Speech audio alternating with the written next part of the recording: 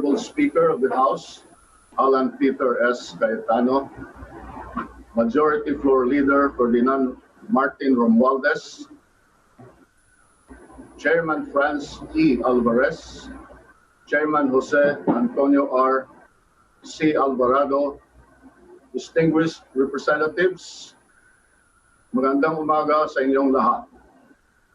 At the outset, let me correct that this is not my birthday today. In a few weeks from now, that will be my birthday. At the outset, also, let me thank the Speaker for according me leniency during the hearing last May 26, 2020, and for inviting me again in today's hearing regarding the constitutional and legal issues surrounding the franchise application of ABS-CBN. Bago po ang lahat, gusto ko pong ipaabot na nakikiisa ako at ang aking tanggapan sa layunin ni Speaker Alan Peter Cayetano na mabigyan ng isang patas, tapat at mabusising investigasyon na kikilatis at hihimay sa ABS-CBN. Nakikiisa po kami sa mga pagkakaroon ng malawakang diskusyon upang mahimay at mabigyang linaw ang mga issue at ang mga nagkakasalungat na opinyon, pananaw at haka-haka patungkol sa ABS-CBN. Now, this move is consistent with my position all along that A, under Act number 3846 and PD number 576-A, a franchise is required to operate radio and television station within the Philippines. B, Congress has the exclusive and plenary power to grant a franchise, including its terms, conditions, and period. And letter C, a franchise for broadcast must specifically be in the form of a statute. I would like to take this opportunity to say that I am not at loggerheads with Congress. In my letter to the NTC, I only cautioned the NTC of its possible encroachment on the legislative power if it issues a provisional authority without a law authorizing such action. I never mentioned the name of Speaker Cayetano and any congressman in my advisory letter to the NTC or in any of my subsequent press releases. After all, I am also the statutory counsel of Congress, as demonstrated in the Ilocos 6 case, the martial law cases, minority leaders case in Suarez, etc. Number one, the office of the Solicitor General as representative of the Republic of the Philippines has always upheld the rule of law. The Holy Bible in Leviticus 5:17 reads, and I quote, "If a person sins and does what is forbidden in any of the Lord's commands, even though he does not know it, he is guilty and will be held responsible," unquote. This is also true under Roman law, which introduced the maxim, ignorantia legis neminem excusat. Ignorance of law excuses no one. From the ancient times, we fast forward to the modern times. The Philippine Civil Code provides in Article 3 as follows: ignorance of the law excuses no one from compliance therewith. Not every Filipino reads the Bible. Very few are familiar with the Roman law and the Civil Code. But across the archipelago, every Filipino, rich or poor, educated or otherwise, understands the so-called majesty of the law or the rule of law.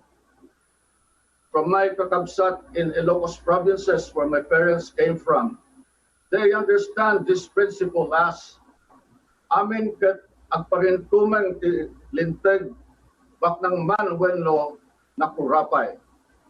Translate this as everyone bows down to the law, whether he is rich or poor. In the Visayas, my countrymen would say, ang matag usa, adunahan man o kabos, muyukbo sa balaod. And in Nuevo Iloco, Mawag, Davao de Oro, where I was born, we say, mapobre man o madato, walay gipili ang balaod. The OSG, as the defender of the Republic and the people, has always been vigilant in its crusade for the rule of law and good governance. No less than our track record is testament to this. We have previously fought against abuses and injustices in a long line of cases, some even before my tenure as Solicitor General. Recently, we championed this fight for the rule of law in the likes of the Sereno and the Lima cases, both filed and won before the Supreme Court. Bakit pa kami titigil ngayon? Responsibilidad namin ipagpatuloy ang labang ito, hindi para sa aming sarili, kundi para sa sambayanang Pilipino. We will endeavor to right every wrong, no matter what the cost, no matter who we go up against.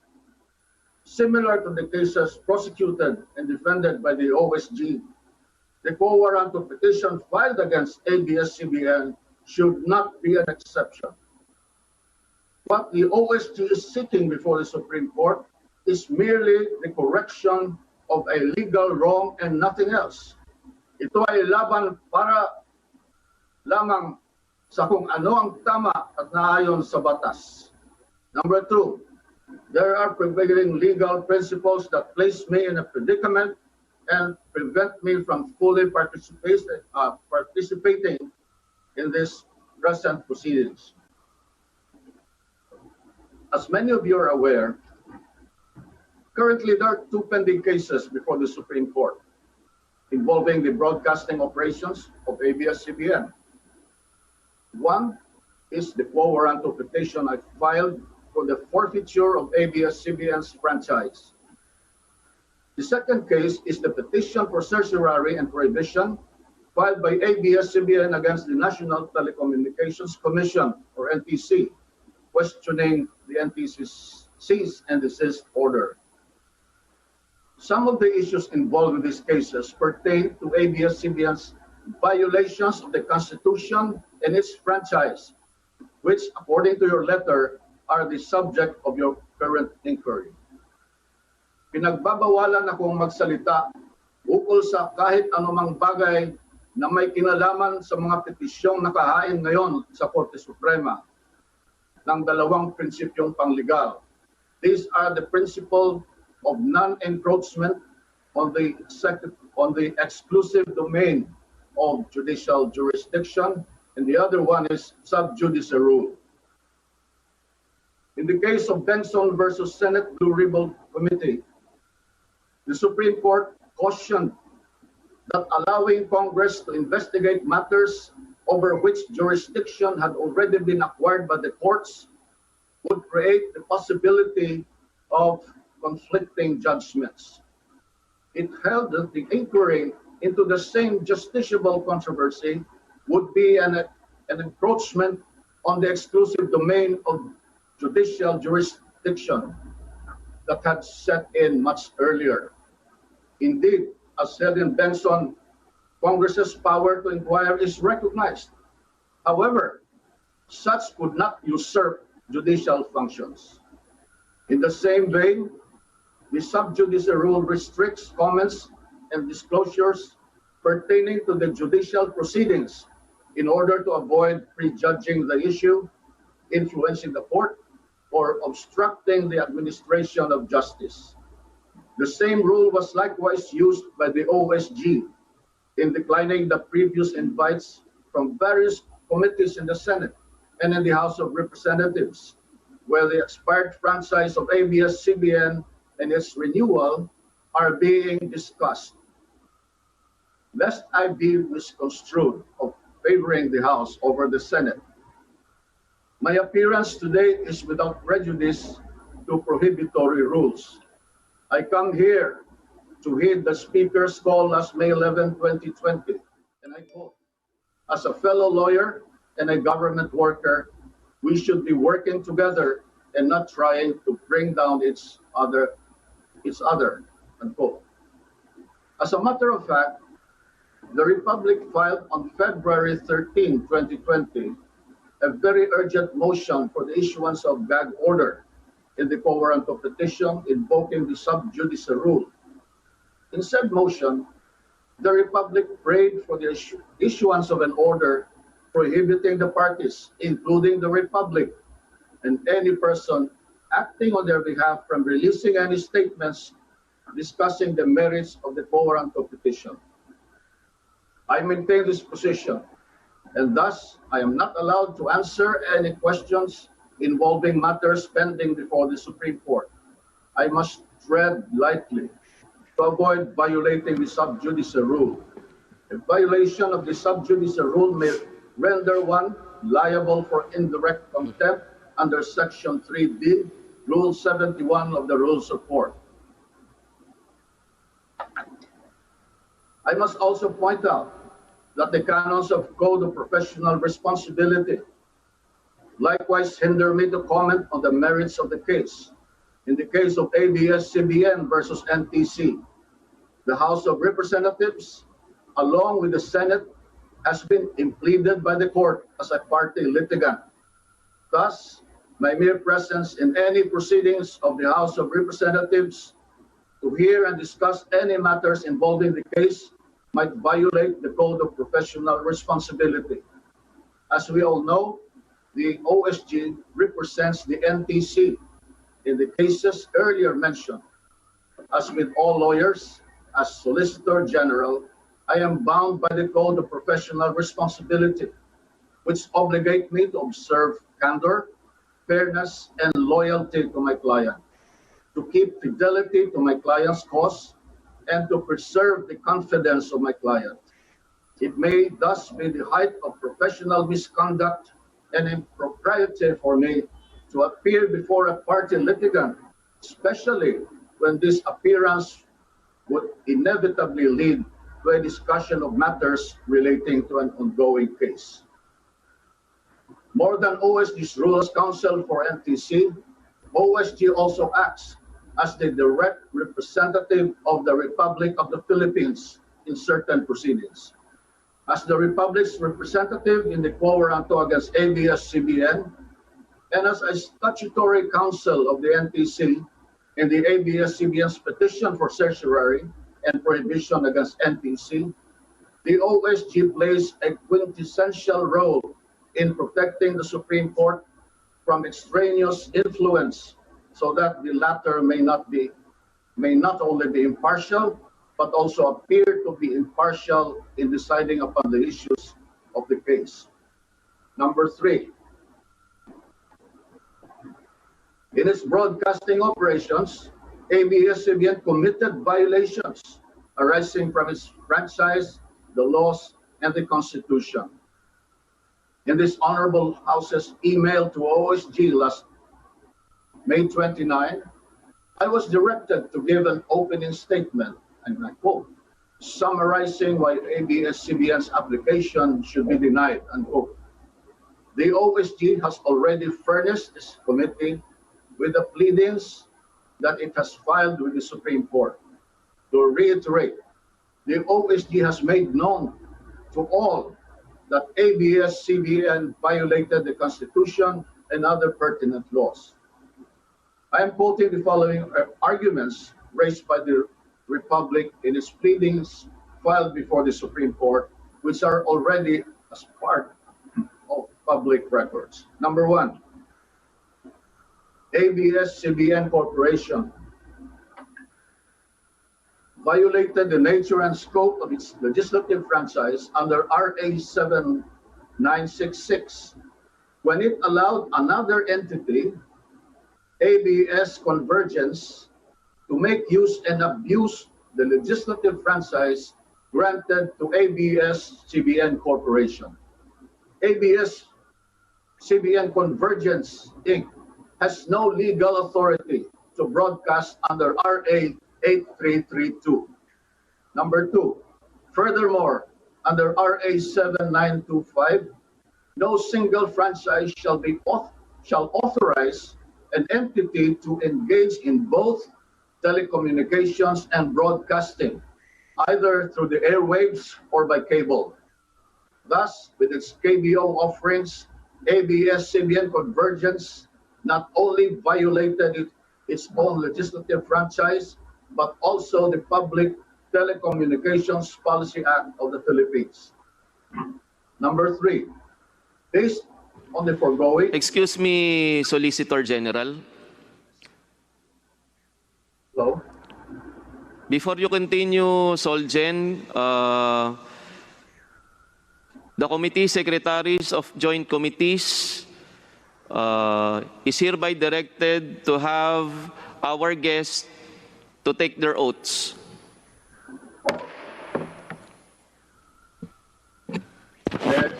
Proceed, Your Honor. Based on the foregoing, it cannot be denied that ABS-CBN Corporation...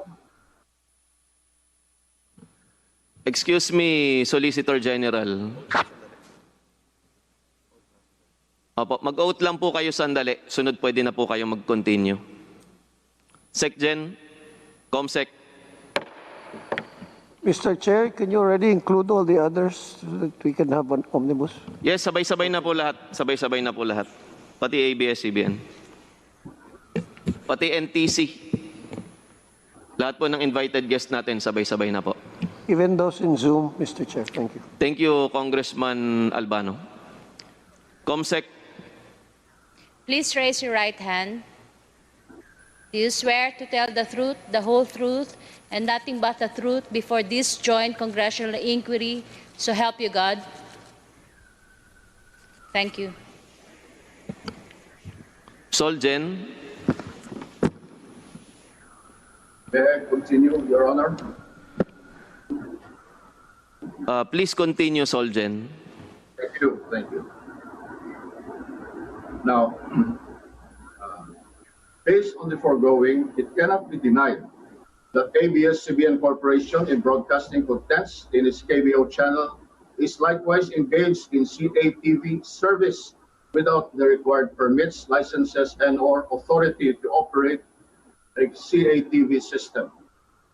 As already discussed in the petition, ABS-CBN Corporation charges 30 pesos or 99 pesos from the viewing public to be able to watch the movies and other contents in the KBO channel.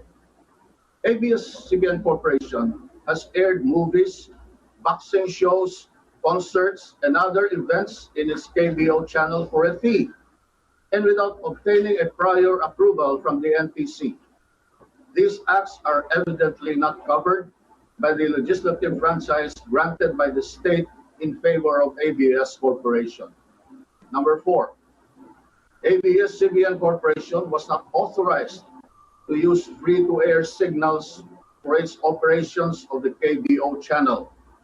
Quite tellingly, ABS-CBN Corporation cannot produce a copy of the permit or document showing that it has been granted authority by the government, specifically the NTC, to operate a pay-per-view channel such as the KBO, despite having been previously ordered to desist from engaging in the pay-per-view services until the CAS guidelines has been issued.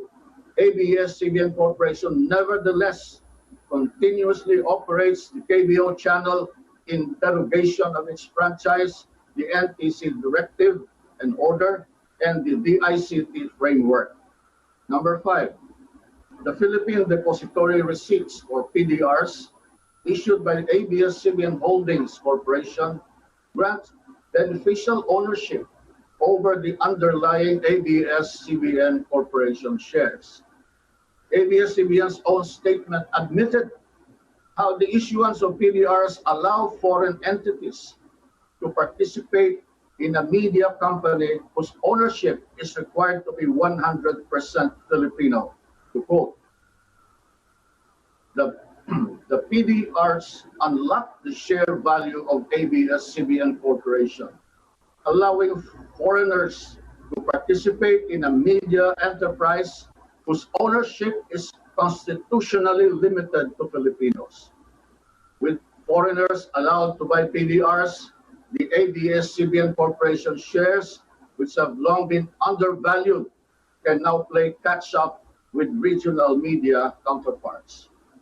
This arrangement certainly is a circumvention of a foreign equity restriction provided under the Philippine Constitution. To reiterate, letter A, an ABS-CBN PDR holder has a right to delivery or sale of the underlying shares of stocks evidenced by the PDR. If the holder is a non-Filipino, delivery of the shares of stock can still be made to a Philippine person designated by the non-Filipino holder. Letter B. Upon exercise of the PDR exercise rights, the shares delivered or sold shall be lodged with the PCD unless and until the exercising holder, in case of delivery, or subsequent transferee, in case of sale, requests for upliftment into registered stock certificates evidencing shares. Letter C. The delivery of the shares comes with all the right of a shareholder, including voting rights. Letter D. An ABS-CBN PDR holder has a right to additional PDRs and to the adjusted terms and conditions upon occurrence of certain event. Letter E. An ABS-CBN PDR holder has a right to dividends from the underlying ABS-CBN Corporation shares. Letter F. An ABS-CBN PDR holder can modify or alter their rights upon passing of an extraordinary resolution. To conclude, the ABS-CBN PDR grants beneficial ownership to the PDR holders based on the rights conferred upon them, evidenced by the PDR instrument and PDR certificate submitted by ABS-CBN. To countenance this practice is a looming threat to our sovereignty, which the constitutional safeguards aim to protect. Indeed, the ABS-CBN PDR has provided for a creative mechanism to indirectly own the underlying ABS-CBN shares of stock, but no matter how creative, the resulting end remains that enables non-Filipino to beneficially own a media conglomerate, the ABS-CBN. The pleadings filed by the OSG and their attached documents already bear out the sins of ABS-CBN. I encourage you, honorable representatives of our people, to scrutinize every detail of the documents we have provided you. See for yourselves the facts as borne out by the documents, rather than the falsehoods peddled by various groups whose interests are served by maintaining the unfair and unjust status quo. National Artist for Literature F. Shonil Jose hit the nail on the head when he said, and I quote, "The real issue with ABS-CBN and its owners is not press freedom. It is money, politics, and power. How power is acquired, how it is abused and maintained, and most of all, how it obstructs the country's economic and democratic development." For the past few days, ever since ABS-CBN supposedly went off the air, their stars and celebrities have taken to social media to rail against what they perceive to be oppression on the part of the government.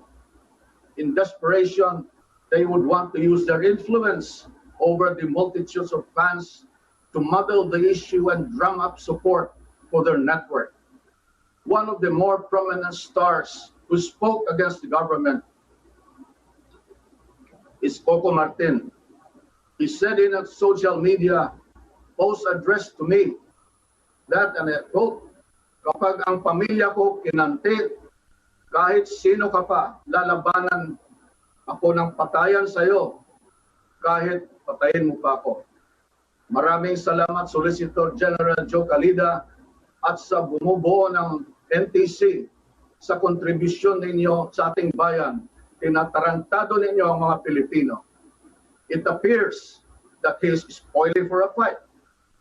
He feels that he can solve their problems the same way as he solves them on screen with much of bluster and bravado. Allegedly, he has apologized for his tantrum. However, we cannot discount the fact that in his rage, Coco Martin's outburst showed a clear lack of understanding of the situation. His sarcasm is clear. Ipagdarasal ko na lumiwanag po sana ang inyong isipan at kung sino man po ang nag-utos sa iyo, unquote. If I had not been the Solicitor General, I would have called his bluff and make him eat his words. For decades now, ABS-CBN has been deceiving the Filipino people. Appropriately, Congress now seeks to revise the past of ABS-CBN to determine if they are worthy of a legislative franchise. In view of its nature as a grant from the state, a legislative franchise is not a right that can be exercised at will and pleasure. Rather, it is a privilege subject to regulation under such condition as the government may see fit. Thus, in cases of misuse, non-use, or abuse of a franchise, the state ought to reassert its authority and rights as a grantor, regardless of the grantee's identity and influence. Through the proceedings before this body, the time has come to expose ABS-CBN, whose owners and corporate officers continue to deceive the Filipino people into believing that they are in the service of the Filipino. In truth, however, ABS-CBN is motivated not by service, but by greed and desire for power and influence. Their brazen acts must come to an end. The hour of reckoning may have been delayed, but it has now come. As for ABS-CBN, you may have committed too many violations which went unnoticed and unpunished, but we are determined to root out such illegal practices. I could hear now the voice of Frank Sinatra resonate, and now the end is near. Maraming salamat po sa inyong lahat. Maraming salamat po, Solicitor General. Pagdilinaw lamang po sa sinabi ni Solicitor General kanina, unang-una, ang Kongreso po ay isang legislative body, co-equal branch of government, kasama po ng executive at judiciary. Under Article 6, Section 21 of the Philippine Constitution, the Senate or the House of Representatives or any of its respective committees may conduct inquiries in aid of legislation. Sa pagkakataong ito po, inimbitahan natin si Solgen.